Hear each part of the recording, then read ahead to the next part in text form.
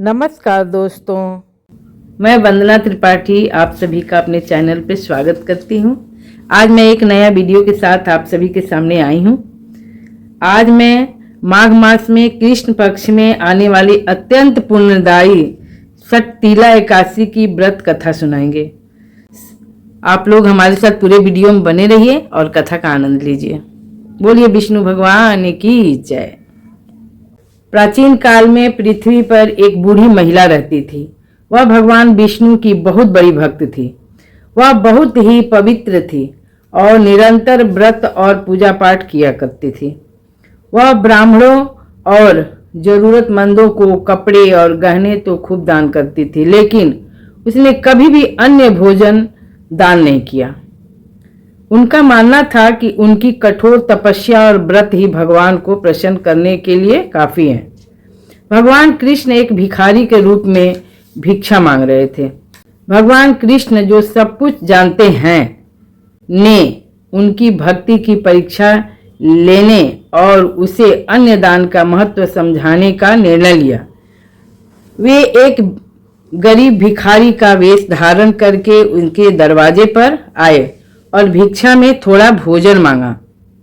वह महिला जो पूजा में व्यस्त थी, बाधा पड़ने पर बहुत क्रोधित हो गई। भिखारी को भोजन देने के बजाय उसने जमीन से मिट्टी का एक ढेला उठाया और गुस्से में भिखारी के कटोरे में डाल दिया।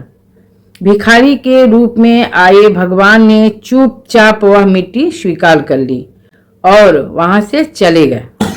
कुछ समय बाद उस वृद्धा की मृत्यु हो गई और उसकी आत्मा स्वर्ग पहुंची। उसके कठोर व्रतों की तपस्या के कारण उसे स्वर्ग में एक सुंदर कुटिया और आम का पेड़ मिला। लेकिन जब उसने कुटिया के अंदर देखा तो वह हैरान रह गई। कुटिया पूरी तरह खाली थी।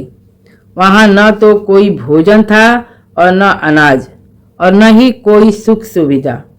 वह बहुत दुखी और परेशान हो गई। अपनी निराशा में उसने भगवान विष्णु से प्रार्थना की। भगवान उसके सामने प्रकट हुए। महिला ने पूछा, हे प्रभु, मैंने जीवन भर आपकी पूजा और कठोर व्रत रखे, फिर आपने मुझे यह खाली कुटिया क्यों दी? भगवान विष्णु ने उत्तर दिया, पुत्री, तुमने वास्तव में महान तपस्या किया है, लेकिन तुमने कभी किसी को अन्न दान नहीं किया। जब मैं भिखारी बनकर तुम्हारे पास आया था तो तुमने मुझे मिट्टी दी थी। इसी कारण तुम्हें यहाँ भी वह शून्यता मिली है। अन्य दान सबसे बड़ा दान होता है।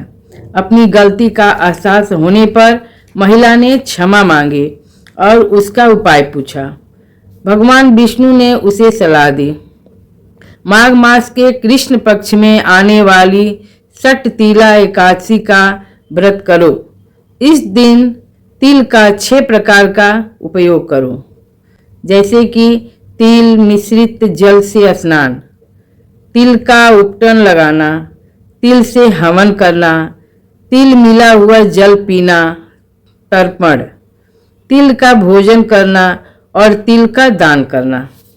ऐसा करने से तुम्हारी सभी मनोकामनाएं पूर्ण होगी और पाप नष्ट होंगे। वृद्धा ने भगवान की आज्ञा का पूरी श्रद्धा के साथ पालन किया। उसने षटतिला एकादशी का व्रत रखा और तिल से जुड़े सभी अनुष्ठान किए। इस व्रत के प्रभाव से स्वर्ग में उसकी खाली कुटिया चमत्कारी रूप से अन्न, धन और भोजन से भर गई।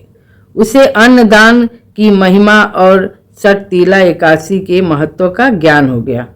दोस्तों, यह कथा हमें सिखाती है कि पूजा पाठ के साथ साथ दान, विशेषकर अन्नदान का भी हमारे जीवन में बहुत महत्व है।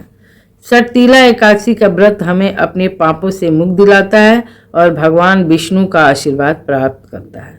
आशा है आप सभी को यह कथा पसंद आई होगी। भगवान विष्णु की कृपा आप सभी पे बनी रहे। अगर आपको यह वीडियो अच्छा लगा है तो हमारे चैनल पे अगर आप नए हैं, मेरे चैनल को सब्सक्राइब कीजिए, लाइक कीजिए, शेयर कीजिए। बोलिए श्री विष्णु भगवान की जय।